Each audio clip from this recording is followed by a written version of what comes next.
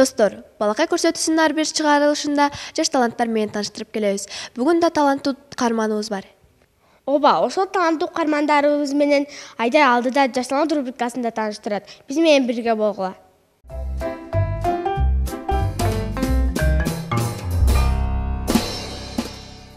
Бүгүнкү көрсөтүүдө Баткен областык көркөм сүрөт мектеп интернатында билим алып жаткан Умурзаков Сыймыктын өнөрү менен бөлүшөбүз. Биз менен бирге болгула. Саламатсызбы? Алгач өзүңүз жөнүндө айтып берсеңиз. Саламатчылык. Мен Умурзаков Сыймык, Лелек районуна караштуу Исфана шаарынын Акбасук айылында туулганмын. Үй бүлөдө 4 бир тууганмын, эң кичүүсү. Мен азыркы учурда көркөм сүрөт мектеп интернатында билим алып жатам. Сизди сүрөт тартат деп уктук. Качандан бери сүрөт тартасыз? Негизи сүрөт тартуу бул кичи кезимден бери эле сүрөткө кызыгам. Анан 8-класста ушул мектепке келип, сүрөттү андан да жакшы өздөштүрө баштадым. Сүрөт тартып калууңузга ким себепкер болду? Сүрөт тартуума ошол айылдагы мугалимдерим, ата-энем себепчи. Бизге тарткан сүрөттөрүңүздү көрсөтүп берсеңиз. Мен тарткан сүрөттөрүм ушул артыбыздагы сүрөттөрдүн баарын мен тартканмын. Бул жерде Баткен облусундагы жашоолор тартылган, көл жээгиндеги сүрөттөр чагылдырылган жана ошондой эле этюдка чыкканда тарткан сүрөттөрүм турат. Чоң рахмат, сүрөттөрүңүз сонун экен. Устатыңыз ким? Кимден билим алып жатасыз? Мен устаттарым ушул жердеги мага билим берип жаткан, мага жол көрсөткөн мугалимдерим, агайларым, мен ошолордон билим алып жатам. Сүрөт тартуу менен кандай ийгиликтерге жетиштиңиз? Сүрөт тартуу менен ийгиликтерди көптөгөн ийгиликтерге жетиштим. Аркан көптөгөн грамоталарды алдым, көптөгөн жерлерге саякаттап, сүрөттүн артынан көптөгөн жерлерди көрүп келдим. Сыйлыктарыңызды атай кетсеңиз. Сыйлыктарымды атай кетсем, бул райондук, облустук ардак грамоталарды алууга жетиштим. Кайсы сабактарды жакшы көрөсүз? Мен сүрөт тартууну өтө жакшы көрөм, андан тышкары биология сабагына өтө кызыгам.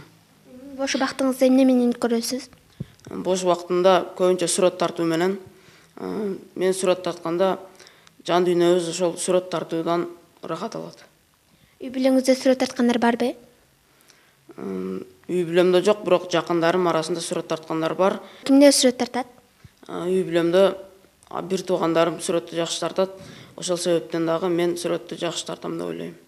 Келечекте ким болгуңуз келет? Эгерде башка кесиптин ээси болсоңуз, сүрөт тартуу талантыңызды таштап койбойсузбу? Мен келечекте архитектор болгум келет. Жок, сүрөттү эч качан таштабайм. Мен ушул сүрөт менен көптөгөн ийгиликтерге жетишем деген үмүттөмүн. Маек стичингдер алдында бир мастер-класс көрсөтүп берсеңиз. Макул, мен азыр бул жерде натюрморт тартып жатам. Ушунун аягына чыгарганга мен силерге көрсөтүп берем.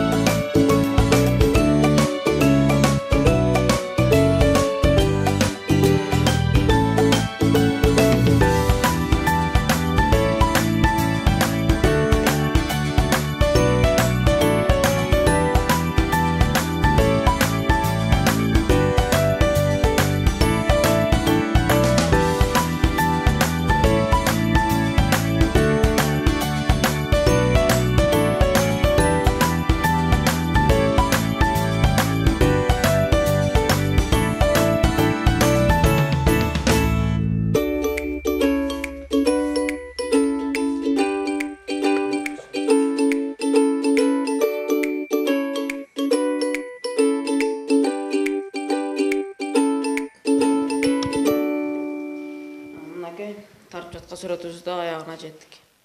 Бул сүрөт эмне деп аталат? Бул азыр тарткан сүрөтүбүз натюрморт. Бизге агайлар ушундай постановка коюп берет, ошону тартабыз. Чоң рахмат, сонун тартат экенсиз. Өнөрүңүзгө береке. Биз кийинки бөлүккө өтсөк. Оюн Пилс рубрикасы башталды. Бул түрмөктө биз каармандар үчүн тапшырма даярдап койгонбуз. Ошол тапшырманы аткарууга туура келет. Анда мен оюндун шартын түшүндүрүп кетейин. Мен макалдын башын айтам, сиз улантасыз. Оюндун шарты түшүнүктүү болгон болсо, анда биз оюнду баштайбыз. Даярсызбы? Кеттик анда. Анда мен алгачкы макалды айтайын. Адам ачтан өлбөйт. Адам ачтан өлбөйт, ардан өлөт. Алганы болот бергендин. Атканы болот мергендин. Тили чыккан балага чайнап берген. Аш болбойт. Ат тойгон жерине качат. Эр туулган жеринде шашат. Көптү көрбөй көсөн болбойт. Көп сүйлөбөй. Чечен болбойт. Эрте жатып кеч турган. Эринчектин белгиси. Түтүнү бөлөктүн. Түйшүгү да бөлөк болот. Туулганына сүйүнбөйт. Турганына сүйүн.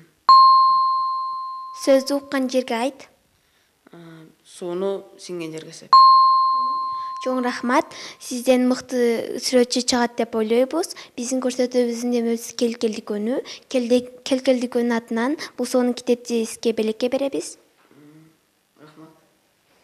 Биздин көрсөтүүбүздүн демөсү келкелдикөнү сиз каалаган окуу куралын тапсаңыз болот. Урматтуу Баткен шаарынын тургундары, шаарыбыздын дал ортосунда жайгашкан Келкел дүкөнүнө чакырабыз. Келкел канцелярлык дүкөнүнөн каалаган кеңсе буюмдарын, окуу куралдарын, окуу китептеринин түрлөрүн таба аласыз.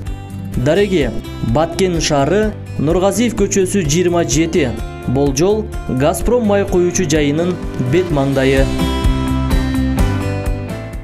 Агай, айтсаңыз, окуучуңуздун тарткан сүрөтүгө кандай баа бересиз? Кандай окуйт? Окуучумдун мына иштеген ишине мына тарткан сүрөттөрү өтө жакшы. Себеби бул окуучу мына лейлек зонасынан келген, ошо келгенде эле мында бир баягы өзүнө талант, анан ушуну көркөм сүрөт багытына кызыгуусу өтө чоң экенин баягы байкагам да менчи. Анан азыр деме 10 класстагы окуучулардын сүрөтүн көрдүңөр, өтө ийгиликке жеткен да. Анан мына жакында мына сентябрь, октябрь айларында ошону 3 ай болду. Ошо 3 айда биз ошону областтык 2 немени өткөрдүк, иш-чараны, өтө чоң иш-чараны. Бири мына Ош шаарынан келген мына Юзо Оштун бирикмеси тарабынан уюшулду. Анда дагы ушул азыркы 2 окуучунуку ошо коюлду, мына жалпы көргөзмөгө да. Анан жалпысынан айтканда бул окуучу сыймык жөнүндө айтканда өтө баягы тартиби жакшы, анан көркөм сүрөткө кызыгат, сабактары жакшы.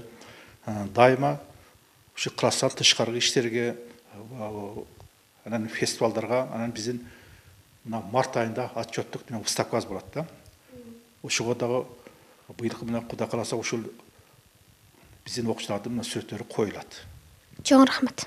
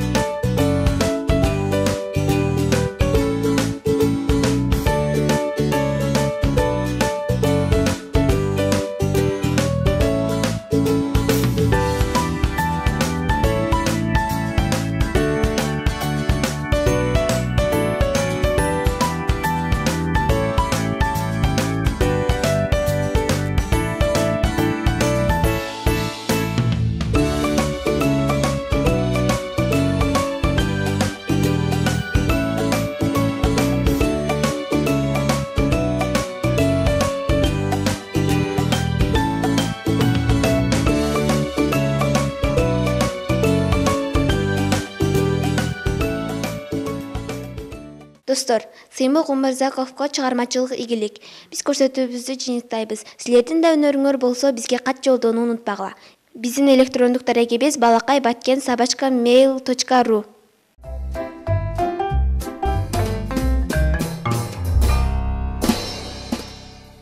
Достор, биз үчүн бөлүнгөн жарым саатыбыз да соңуна келди. Эс алуу күнүңөр көңүлдүү өтсүн. Достор, ишемби жана жекшемби күндөрдөн көрүшкөнчө.